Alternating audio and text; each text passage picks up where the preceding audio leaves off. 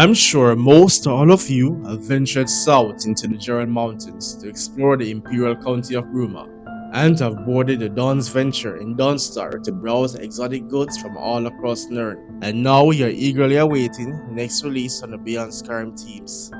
Fortunately, some of the devs have shared some of the work they have done on the projects online, and today I'll be showcasing them.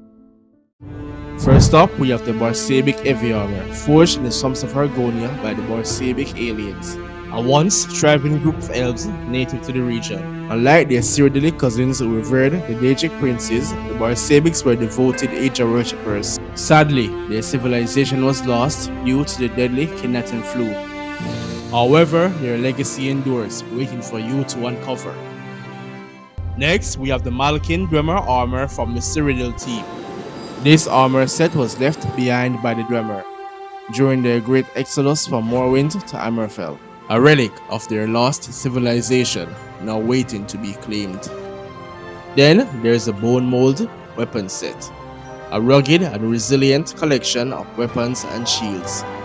To claim these for yourself, you will need to journey to Windhelm, track down Traitor's Post, and take on the bandits guarding the stolen arsenal.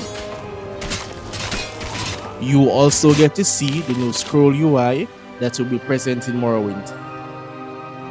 Moving on, we have the Romasu Armor, a remarkable creation from the Argonia team. Made from the hide of the massive reptilian beast that is its namesake, this armor embodies the resilience and adaptability of Black Marsh itself. Next is the Watcher's Helm and Blade, originally appearing in the Elder Scrolls Blades, a mobile spin-off set in the Bloodfall Kingdom, which is somewhere in Cyrodiil. Now we turn our attention to the Jamora Markina's armor. Forged in the flames of Oblivion, this imposing set is worn by higher-ranking Daedra. From the Roscrean team comes the Lost Roscrean Blade, a sword made out of pure mithril, and ore scarce on Tamriel but found in abundance on Roscrea. This blade was once wielded by the mighty bear cult chieftains of Frultul. The blade comes with a nifty enchantment that gives you the strength of a bear. Also from Roscrea comes Yol Tinvaak Battleaxe, a weapon belonging to the dragon cult of Roscrea before they were overthrown by the bear cult. Yol Tinvaak, roughly translated from Dovazol, is fire speech, so I'd recommend placing a fire enchantment on the weapon.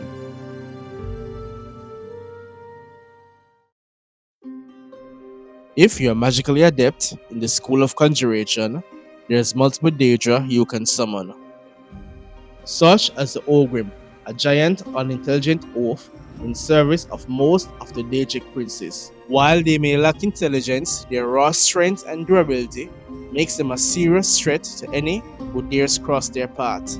Next are Scamps, which are some of the most common Daedra found on Tamriel. These mischievous beings may not be the strongest foes, but they make up for it with agility and their skill in fire magic. In Beyond Skyrim, some will even speak like they did in Battlespire and Morrowind. What? Man-flesh? It talks? What wants it? Keys? Keys in dark, nasty place near my tail. What? Look? See? Moving on, we have Clannfears. These reptilian creatures are known for their powerful beaks and razor-sharp claws, which makes them powerful predators on the battlefield. Unlike many Daedra, Clannfears don't rely heavily on magic. Instead, they charge headfirst into combat with surprising speed and ferocity. Next is the Hunger, one of the most unsettling Daedric creatures spawned from Oblivion. These beasts serve Boeotia, the Prince of Plots, and embody an insatiable thirst for destruction. Lastly, for Conjuration is the Daedrat, a fearsome beast that strikes terror into those who face it. Often serving Mehrunes Dagon and Molag Bag, these hulking creatures are a deadly mix of brute strength and destructive magic. Moving on from Daedric entities, we have the Marsh Deer. Found in western Argonia, it's one of the few mammals that survived the deadly Kinatan flu that eradicated tons of species from the province. Then there's Durzogs, sometimes called slush puppies, a carnivorous reptilian creature often kept as pets by goblins. Then there's the mighty gehenoth, which, like many things, should have been in Skyrim but wasn't. It has now found its home way north in Roscrea. It first appeared in the Elder Scrolls Shovel series Dawnstar, where it terrorized residents of the Old. Lastly, there's a tiny gremlin, a creature that tends to be found in areas occupied by goblins.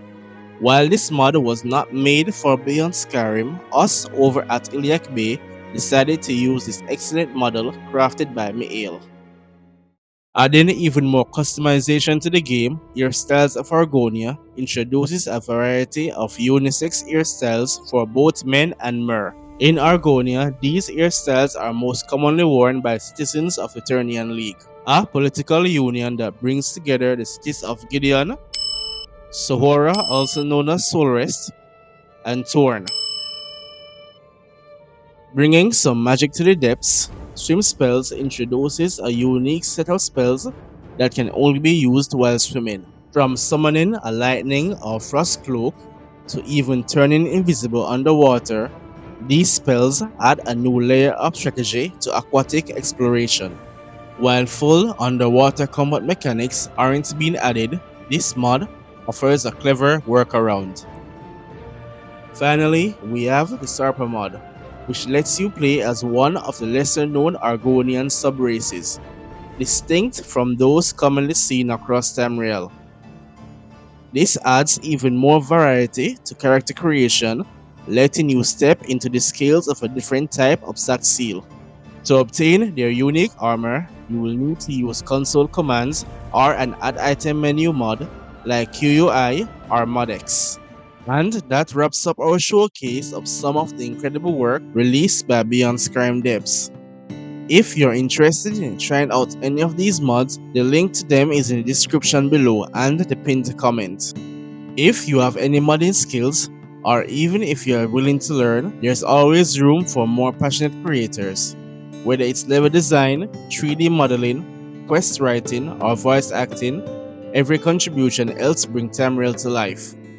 Thanks for watching. If you enjoyed this video, don't forget to like, subscribe, and let me know in the comments which of these mods you're most excited about.